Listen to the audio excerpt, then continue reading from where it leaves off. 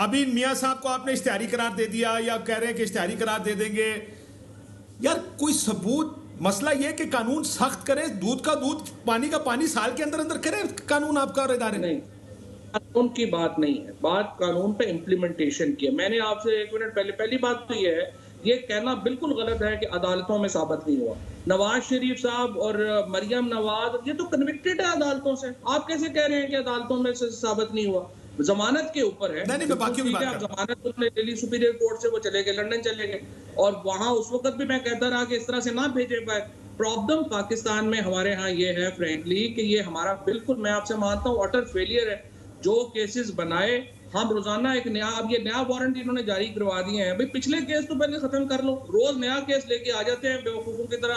पिछले केसेस के ऊपर प्रोसिक्यूशन नहीं होती और फिर मीडिया में या कायरा साहब को, अब ये जो बाकी अपोजिशन है उनको जवाब मिल जाता है, वो कहते हैं कि जनाब आप लोग पिछले केसेस तो आपसे कंक्लूड नहीं होते, नए केस आप खोल के बैठ जाते हैं। सो फ्रेंकली मैंने प्राइम मिनिस्टर साहब से भी इसके ऊपर बड़ी खुलडुल के बात की है। मैंने कह रही है बिल्कुल इनकी जो प्रोसिक्यूशन का हमारा जो निज़ाम है, हमारा जो कानून को, और जो लोग इसको चला रहे हैं, मुझे तो खुद समझ नहीं आती कि क्या लोग चला रहे हैं। 100% ओपन एंड शट केसेस हैं, ना उनके ऊपर प्रोसिक्यूशन हुई, ना प्रॉपर इन्वेस्टिगेशन। 2 साल हो गए हैं, लोग हमारा मुंह देख रहे हैं कि आपने ये कहा था, और ये जो जिस तरह कायरा साहब ने बात की, आपने बात की कि क्लोजर हो ही नहीं, और इससे पूरे जो सोसाइटी है उस पर निज़ाम इंसाफ से एतमाद उठ जाता है, उससे ये सिर्फ इल्जामात की हद तक बातें रह जाती हैं, और फिर ठीक बात है, फिर हम लोग एक्यूज होंगे। और ये बात बिल्कुल आपकी सही है, जायज इम्प्लीमेंटेशन ऑफ द लॉ हो नहीं रही। काशिफ, मैं फवाद साहब की इस बात को एग्री करता हूं, बिल्कुल बात दुरुस्त है।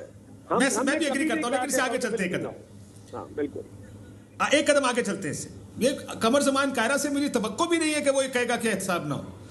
कल भी कमर जमान कायरा और एतजाज एहसन की मिसाल उनकी गैर मौजूदगी में उनके बयानात की मैं कल दे रहा था कि कम से कम ऐसे सियासतदान होने चाहिए जो ठीक को ठीक कहे, गलत को गलत कहे। लेकिन रुक जाए कायरा साहब, यहाँ पे हम कहते हैं सबूत चाहिए। लंदन में 23 अपार्टमेंट अगर किसी के निकला, इससे बड़ा क्या सबूत चाहिए कायरा साहब? कुछ चीजों का सबूत तो आप लोगों ने करना है। मसला यह है कि अगर ये इल्जाम ही सही कि ओमनी ग्रुप की फैक्ट शुगर मिले, एक्चुअली जरदारी साहब की इल्जाम है, ये मार्केट में आपको पता कितने अरसे से लग रहा है। क्या किया है पार्टी ने, हुकूमतों ने, कि ये साबित हो कि ये इल्जाम दुरुस्त है या गलत है? हम तो क्या पार्टी अदालत है काशिफ? पार्टी अदालत है। पहली बात तो यह है कि हमारे मुल्क में हम अपनी अपनी क़यादतों के दिफा में आते हैं, दिफा करते हैं, बिल्कुल बात दुरुस्त है। लेकिन गुजारिश है कि अब पार्टियां अदालत है। अगर किसी के 22 पार्टी गेटकीपर है सर, किसी की, सर मेरी गुजारिश सुन ले, गेटकीपर पार्टी ऐसे लोगों को आगे ही नहीं आने देती जिसके ऊपर इल्जाम और वो अपना इल्जाम गलत साबित ना कर सके। फिर आप कहेंगे ये आइडिया जमहूरियत की बात कर रहे हैं। काशिफ, जिस तरह पार्टियां बनाई और तोड़ी जाती है, जिस तरह वफादारियां तब्दील कराई जाती है, अब कल एक पार्टी में, परसों दूसरी पार्टी में ले जाया जाता है, परसों तीसरी में ले जाया जाता है।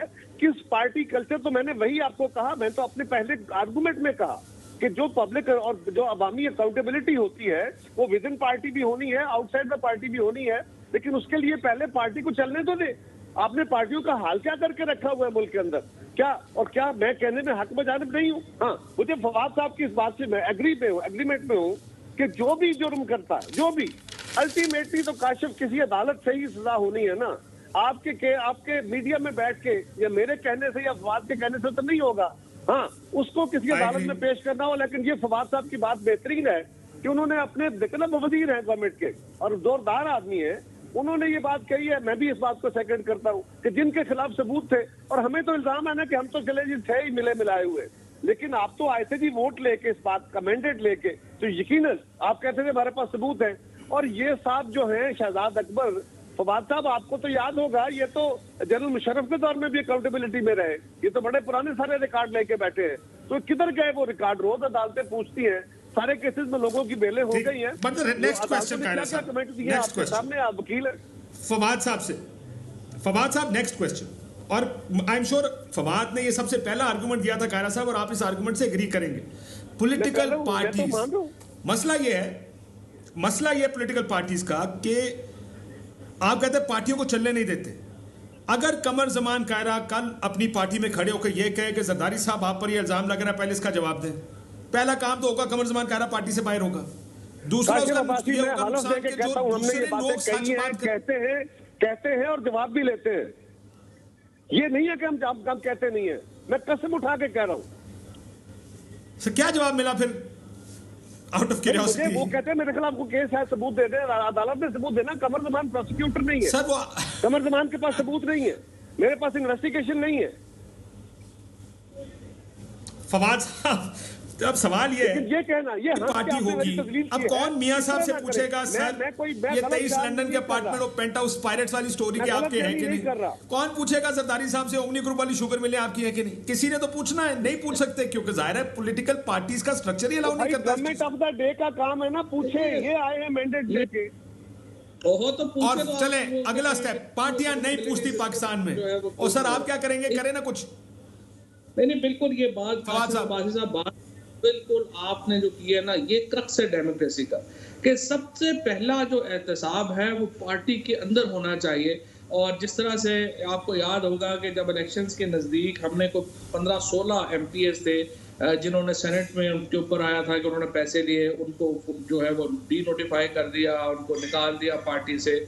वो जो पार्टी के अंदर अकाउंटेबिलिटी का एक सिस्टम इनबिल्ड है ना, वो होना बड़ा इम्पोर्टेंट है, और उससे एक बात जो है वो आगे चलेगी। मुझे ये उम्मीद ये है कि जिस तरीके से हम एक पॉलिटिकल मैच्योरिटी की तरफ अगर हम जाते हैं तो फिर पॉलिटिकल पार्टीज के स्ट्रक्चर्स बनेंगे, और पॉलिटिकल पार्टीज में जो एक मेरिट के ऊपर लोग जो हैं वो आगे आ सकेंगे। जिस तरह से कल वो सोहेल वड़ाई साहब ने एक बड़ा इंटरेस्टिंग कॉलम लिखा है जहांगीर बदर साहब के को लेकर के, वो माहौल जो है वो तब्दील होगा और एक मेरिट बेस्ड जो सिस्टम है पॉलिटिकल पार्टीज में बने, और वो पॉलिटिकल पार्टीज के स्ट्रक्चर्स खड़े हो जो हमेशा जिसको इमरान खान जिसकी जो एडवोकेट करते रहे हैं और जो जिसकी वो बात आइडियलाइज करते हैं, वो सिस्टम्स बनेंगे तो पाकिस्तान एक मैच्योर पॉलिटिकल सिस्टम की तरफ जा पाएगा।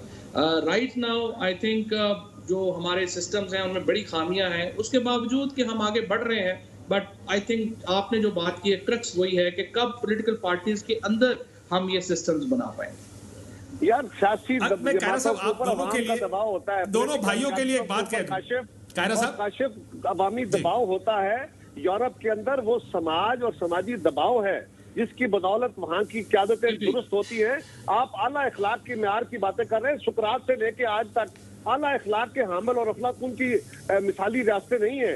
ये जो डेमोक्रेसी है जो दुनिया में इवॉल्व हुई है, यहाँ समाजी दबाव और समाजी सफर हुआ है, ये बात बिल्कुल दुरुस्त है। लेकिन पहले आप लोग पूछते ही नहीं है, हमें लोग नहीं पूछेंगे, मुझे और फवाद को लोग नहीं पूछेंगे, हम गलती करते रहेंगे, काशिफ अब्बासी जो मर्जी कहते रहे, लोग कायरा साहब एक होता रहेगा। इदारों को भी ब्रेक पे जाना, उनको भी ब्रेक पे जाने से पहले एक लाइन मुझे कह लेने दीजिए कि ये नहीं हो सकता कि मुल्क तो डेवलप हो जाए और पॉपुलेशन अंडर डेवलप रह जाए। हमेशा डेवलप्ड पॉपुलेशन एक डेवलप्ड पॉलिटिकल सिस्टम और डेवलप्ड मुल्क बनाती है। ये ठीक बात है, एग्री। ठीक, मैं का बार बार तस्करा करता हूँ कायरा साहब, व्हाई डेमोक्रेसी इज फेल या हाउ डेमोक्रेसी में से कोई एक नाम है, हार्वर्ड के 2 प्रोफेसर्स ने लिखी, और वजह क्या लिखी उसके लिखने की, उन्होंने कहा ये डोनाल्ड ट्रंप जैसा बंदा हमारे सिस्टम से निकला कैसे। ये बुनियाद बनी इस किताब के लिखने की कि डोनाल्ड ट्रंप अमेरिका का प्रेसिडेंट बना कैसे। उन्होंने पूरी तारीख उठाई अमेरिकन जो प्रेसिडेंसी की है, और एक चीज जो पॉलिटिकल पार्टीज की बात करने का, political parties are the first gate keepers.